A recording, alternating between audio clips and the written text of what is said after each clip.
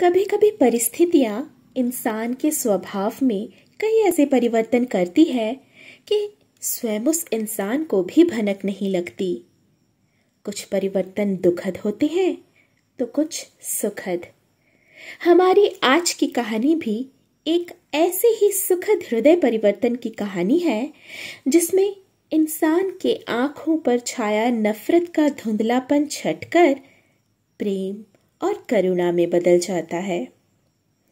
नमस्कार, आदाब, सत श्री अकाल। ये है आपकी अपनी कहानियों का चैनल जिसका नाम है कहानियां दिल से। ऐसी कहानियां जो निकलती है सीधे दिल से और पहुंचती है सीधे दिलों तक। मैं हूं आपकी दोस्त गार्गी विद्यांत। कहानियां लिखती और सुनाती हूं। आज आपको अपनी ही एक काल्पनिक कॉलोनी से पहली कहानी सुनाने जा रही हूं। कहानी का शीर्षक है धुंधला चश्मा। जग में सुंदर है दो नाम, चाहे कृष्ण कहो या राम। जग में सुंदर है दो नाम, चाहे कृष्ण कहो या राम। बोलो राम राम राम, बोलो श्याम श्याम श्याम। बोलो राम राम राम, बोलो श्याम श्याम श्याम। रोज की तरह कॉलोनी मनपंखी के इकलौते बूढ़े बरगद के पीछे वाले शिव मंदिर से आती आरती की इस मीठी धुन से मेरे दिन की शुरुआत भी मीठी सी हुई। मंदिर का ख्याल आते ही याद आया कि पंडित राधा मोहन ने अपनी नातिन के दाखिले के लिए मनपंखी प्राइमरी स्कूल का प्रोस्पेक्टस मांगा था। उफ, मैं भी ना आजकल वाकई में भुलक्कड़ होती जा रही हूँ। पराग और माजी अभी भी सोए हुए थे। मैं बालकनी में आ गई। मेरी बालकनी से कॉलोनी का वो हिस्सा दिखाई देता था जहाँ पूरब की लाली और पश्चिम का रूपाली आकाश किसी बलखाती नदी के दो छोर की तरह दिखता है।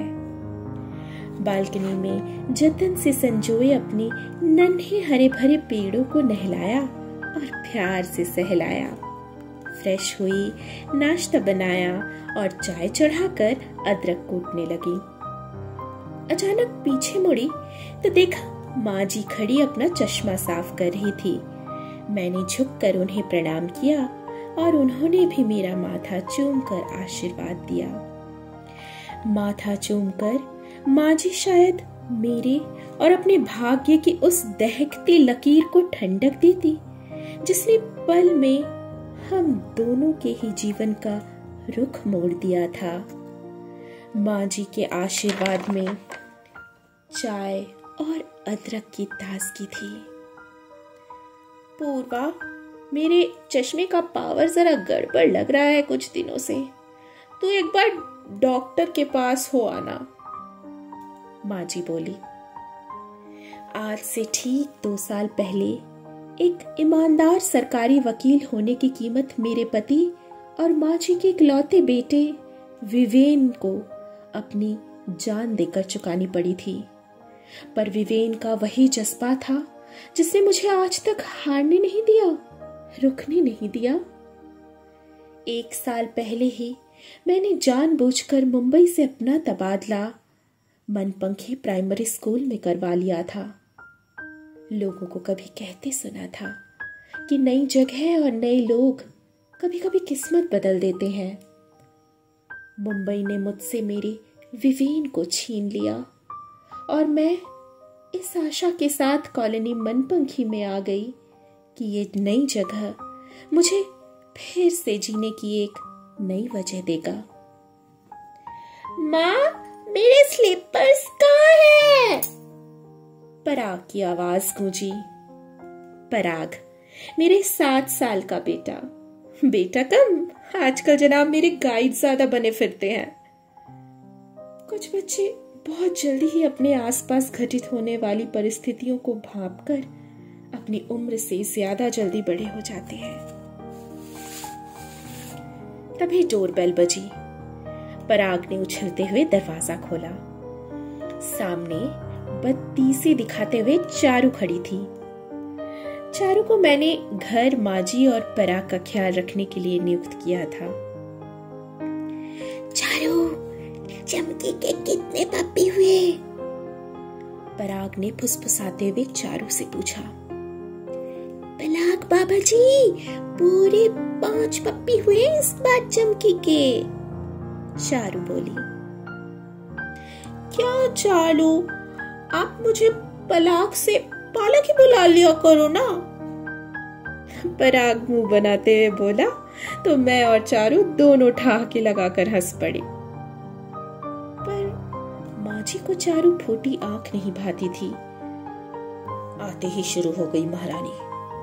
चारू को देखकर माजी बड़बड़ाते हुए अंदर अपने कमरे में चली गई।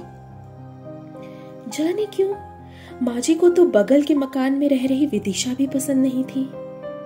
शायद पुरानी सोच वाली माजी को विदिशा का जगह जगह जाकर स्टेज परफॉर्मेंस करना पसंद नहीं था। अपने बेटे विवेन को असमय खोने के बाद मैंने लोगों पर माजी का कम होता विश्वास महसूस किया था। कुछ अपना बहुत अजीज जब अचानक यूं ही छिन जाता है हमसे, तो ऐसे परिवर्तन होना लाजमी होता है। विवेन को खोने के गम ने मुझे हिम्मत और ठहराव दिया, तो माजी को लोगों पर अविश्वास। आज से मनपंखी प्राइमरी स्कूल में टीचर्स के लिए 7 दिनों का वर्कशॉप शुरू हो रहा था, तो मैंने चारू को देर शाम तक रुक जाने के लिए कहा था। पर माजी को मेरा यह फैसला कुछ ठीक न लगा।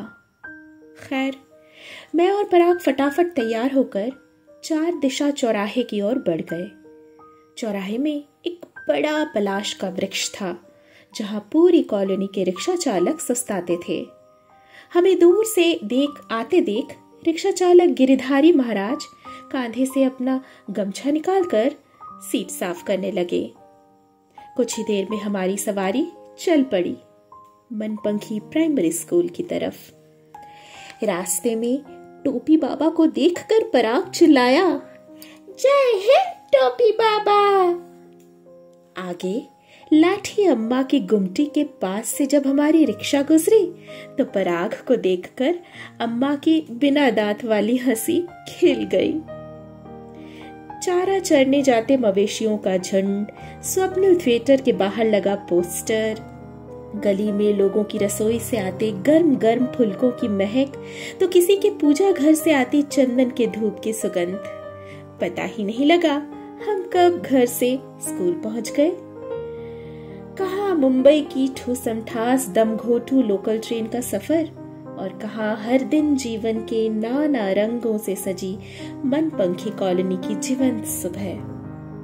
स्कूल जाकर मैं व्यस्त हो गई। बच्चों की छुट्टी के बाद वर्कशॉप भी शुरू हो गया। पराग को रोज की तरह गिरिधारी महाराज रिक्शे में घर पहुंचाने निकल गए। लगभग 2 घंटे बाद अचानक ही पियोन ने ऑडिटोरियम में आकर बताया कि घबराए गिरधारी महाराज मुझे बुला रहे हैं। मेरे मन में अनहोनी के बादल छाने लगे थे।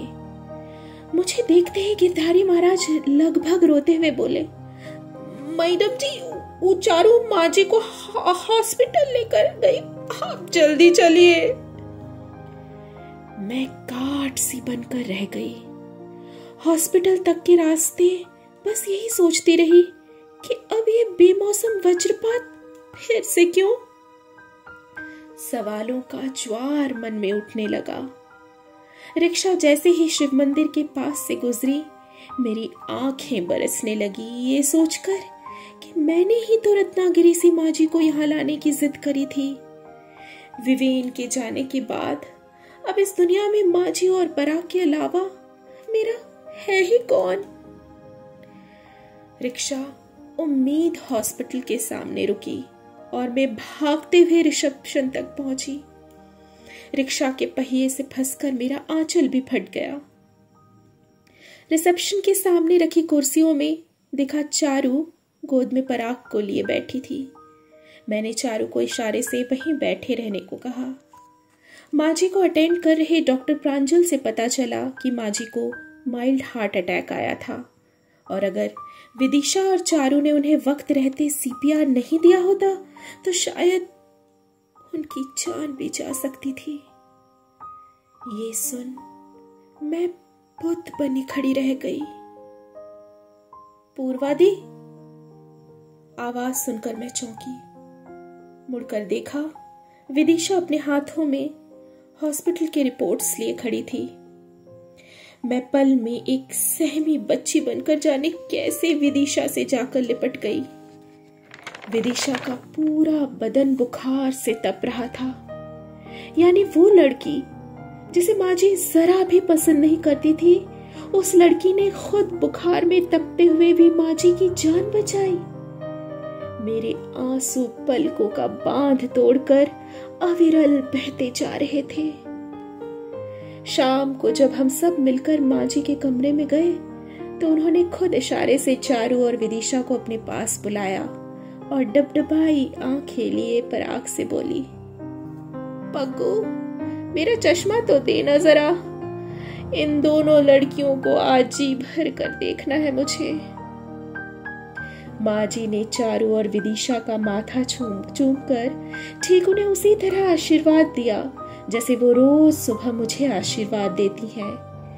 एक नए नजरिए से आज माँ जी ने चारू और विदिशा को देखा।